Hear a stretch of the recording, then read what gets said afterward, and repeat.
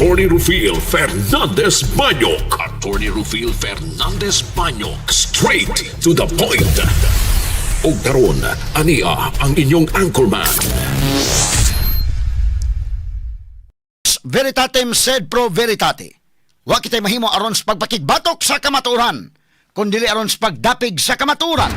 Straight to the point. Luzon, Visayas ug Mindanao, Pilipinas ug sa katawhan kutob sa mabutstong Sibya sa tibuok kalibutan via internet. Maayong buntag ug kumusta live gikan sa Queen City of the South, Cebu City, Philippines. Welcome nining atong tulumanon ug inyong tulumanon. Straight to the point. Pinagi po niyo boss kalagad sa kahanginan sa kasamang Rufil Fernandez Banyok. Mao'y paday makig-uban kaninyo nining laing adlaw sa atong pagpakigbisog.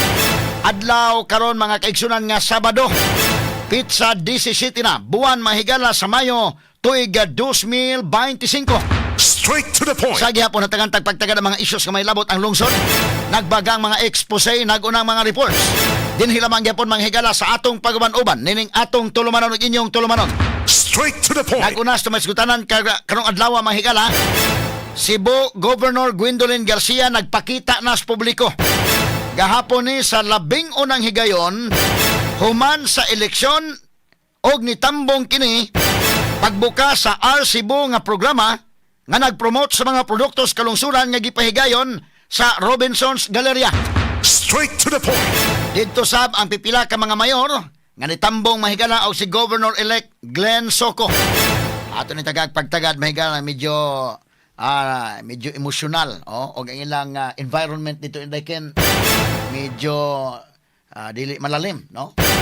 Kay kanagod mga higalang inana nga magtapok-tapok nya dunay usa nga lahi man gyud ang kalipay mga sukintig paminaw. So ato ni tagag pagtagad ron magpabilin nga gobernador hangtod sa Hunyo 30.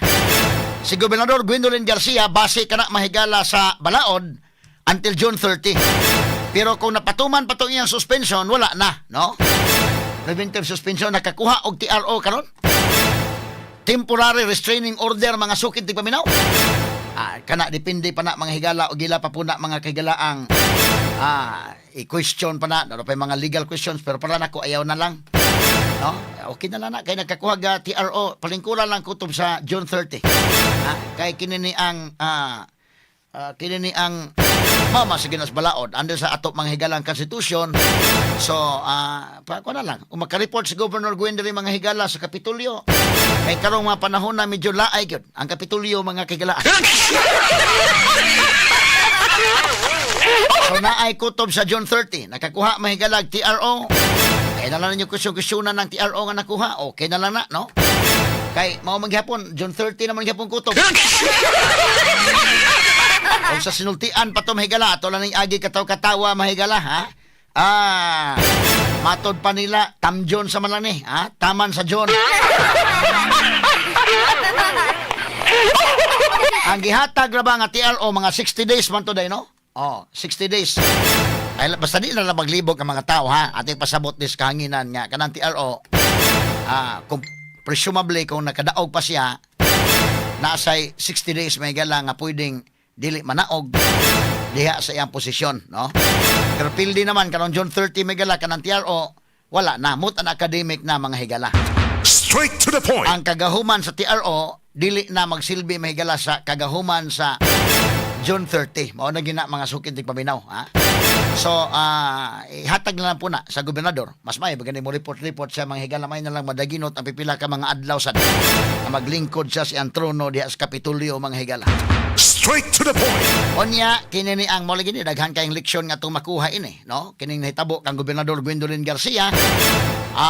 Leksyon niya, mura gid sa mahigalag kini. Kuan gini day, humble down di siya kay kagahapon lahi na gid. Mura sa nag-ingon sa speech nga lahi na kayo og may gani kuno napay uban nga wa sa biyae sa iya karong pagka daw sama sa ilo ba day, no? Anang mapildi ka mga higalas usa ka kuan lahi man daog ka daghamay mo biba anang mapildi ka mura og di malalim, no? So mo kana mga higala si Gobernador Gwendolyn Garcia medyo laay to kagahapon tong iyang speech mga kigalaan. Ang aura mahigala dito sa Robinson's mahigala medyo doon naging kalainan, no?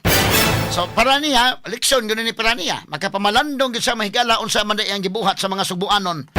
Nganong inaani may iyang dangatan. Straight to the point. Unya kinini ang kadto pong incoming governor imo pong pamalandungan ang nahitabo ni Governor Gwendolyn Garcia. Ingon man ang vice governor-elect, vice governor-elect, all the way down to the board members. Inyo sa nang pamalandungan nga kinahanglan di gyud nga kining mandato nga gihatag sa mga tao duna kanay dakong kahulugan. Dili kana nga entitled ka or unsa. Usa kana ka responsibilidad nga gihatag nimo gitungtong sa imong abaga nga imo gyung i-deliver sad, ha? Paningkamot taman sa ginhawa nga ma-deliver kay mga tao kakita man. Og naningkamot ka nga ma-deliver, bisan man tuod ugwa nimo ma-deliver 100% pero gipaningkamutan gyud nimo nga ma-deliver, tanaw mga tao ano. No? Dili pod kana manghigalang misaad ka sa mga tao nya lahi man mahigalay prioridad. Mao to ni tabong Governor Gwendolyn Garcia nya prioridad ang suroy-suroy. Nabiyaan ang mga hospitals. Unya ang grabe mahigalang pangitag kini bang hasta mga terminals mahigala bayad mga kagalaan mga pobre bayad ng naa. Straight to the point. O kana nga moanhi bitaw sa mga istasyon na gikan dito sa kalungsuran na inyo ni makikita din sa atong istasyon atong gi-entertain. Uban anak na maylo pag pamili ti indekin. Mo na prangka-prangkang pagka-istorya. Dili ka relate ang uban anak. Pero maka ari sa Sugbo na maylo pamili ti unya pa bayro nimo guwiwi og pupo. Niglingkod unya ni Governor-elect Pamela Bariccuatro unahon gyud na within 100 days day wa na implement na dayon pangitaag pamaagi day na nga wa na. Contrary to law kanang gihimo na ng terminal nga duna sila mga higalay kontra-kontrak nga kuno ay magpabayad dili man na pwede di man na mao sa balaod di na mahimong palusot-lusutan tarong panahon na labi na mahigala nga bag-o namang administrasyon ha ayan ni palusot-lusuting istorya binam ayo harbang mudag istorya i-justify yun nga kay premium man mo ni mauna Jesus marusip premiums kagaral. Muna ko example nyo, Ayala ay, nindot kay mga CR ng Ayala, why bayad? O gusto kag premium, napoy premium. Muna siya. Ato ka sa lounge, naay premium, bayad ka. So mo ni yung naay premium, ugwa magani mahigalay, option ang tao. Imong paadtoon sa SM, agoy ginoo ko. Pagkawa lagi mga, way, kining klasihan sa kwanday, kaya kakingon, way kaluoy, may dagdag istorya. Kami dres DYHP Arimen Sibong magpabilin ming watchdog. Magpabilin ming watchdog. No? Sa atong mga officials tanan. All the way diha. Among gikan sa governor all the way down to the board members kanang naay mga elected officials diha, Magtan-aw mi ninyo ha. Magtan-aw mi ninyo unsaon ninyo ning inyong termino, Akong i-report sa katawhan kay lanog man ning atong programa o kinsay ni tarong sa trabaho o kinsay wa. Pero kininindot pa sa inoon doon ay check and balance. Tanaw ninyo og dunay gusto si Pamela diha nga ipa-implementar nga tanaw ninyo murag dili kaayo kwansado kamo na sa council. Indot pa sa ninyo check and balance. Imo parehang kang guhin nga siya may mabuo tanan gobernador, ang vice gobernador iya tanan board members mo haleluya niya wa nagi makakwan. Nangayo ko og kopya sa budget sa Kapitolyo karon tuiga day wa ko hatagi. Asang transparency ana? Straight to the point. Asang transparency para makita na ito bahay mang budget dire. Asa man ang budget sa hospital, sa man budget kuan, wa tahatagi. Karon, mangayo ko budget sa giunsa ninyo budgeting ninyo. Para makasuggest me nga unaha kini hospital butangi dakong budget ni. Unsa man ni suri-suri nga nung mamay dako inoon. At least ang mga tao makasabot ba, makasuggest ba ta ba? Ang Cebu City day kwantay ka? Mas transparent pa sila kay tungod naman ko yung mga opposition sad. Baw ani mo pilay gi budget dire, pilay gi budget ana, no? So aron nga maklaro taning tanan. Ato ni tagag pagtagad may galan nalangan tan headlines pa lang gan.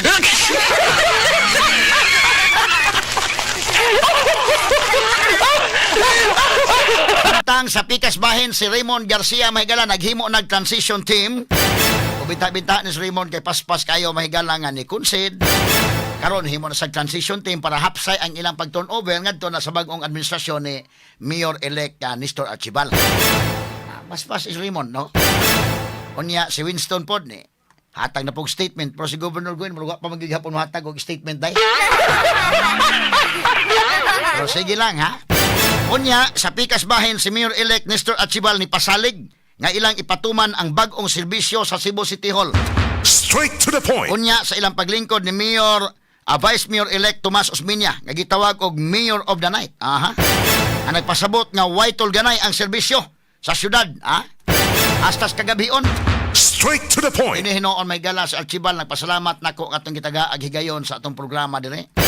Nabati siya manghigala sa mga tao. Ingon sa Archibald day, ang imong programa gipamati gyud sa binasa kwan sa Cebu City. Nagpasalamat ko, ano man nabati na to dire sa Archibald day sukad pagsugod wa mo dawat sa sweldo. Iyang gihatag mahigala gidonar niya sa iyang mga scholars. Straight to the point. So mga tao, makaingon mga tao no nga, di amay wa mo dawat sweldo, ari lang tambutar, kaya hindi uban nga, mura maghihimong bakalitsira ning atong syudad.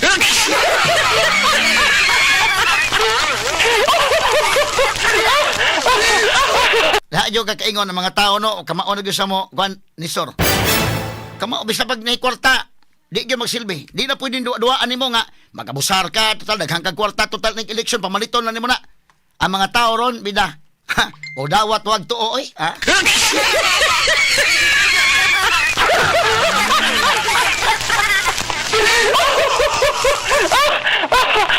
mo dawat wag tuong tao, inigahuman pa, wa na. Basta, mo na, kani sa Archibald tanaw ko, transparent sa ni. Importante mo god niya, kami sa media, mahibaw mi, maminaw sa mga media gamay, wa man may interest.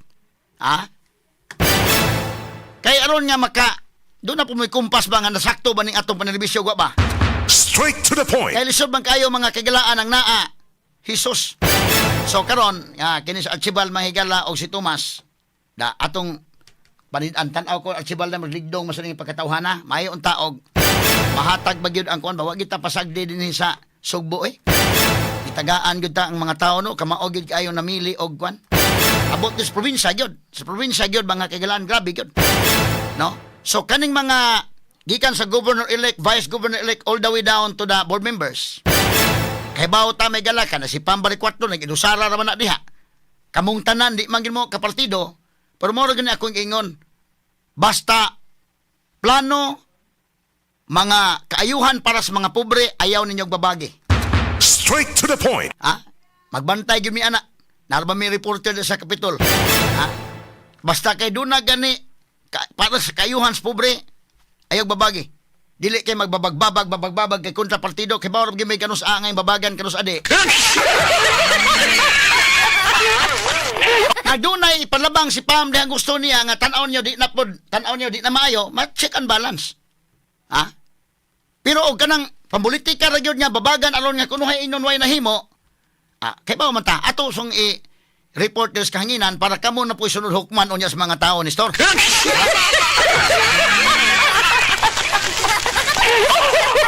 Ako'y mangunay diri gyud kini way ayog performance ni. Kini usab binta-bintaha,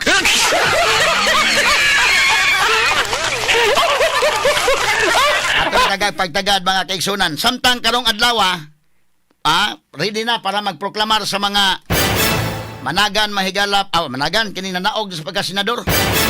Ang campaign managers alyansa mo gibasol ron nganong gamay ray mga nanagan pagka-senador sa alyansa na kasuot. Kisi-kisi tag paghatarungan pod ang ilang campaign manager nga dili man gyud ako may nag-among ana, Anak among ana nga kato mga issues inyong gipadasi Duterte ito sa dahig. Unya do na pod mga higalay. Inyong gipa-impeach si Sara, diha na ang lisod, diha na ang laay. Ayaw ko pasanginli kay sige basol karon ang campaign manager sa alyansa wa gyud kay ayo, Kani pagtagad do montaga kini uban pa mga isgutanan niyo mabati exclusive over DYHP RMN Cebu 612 sa dial sa inyong mga radyo sa 93.9 IFM. Serbisyo publiko gikan sa mong lugar. Sa kanunay DYHP nga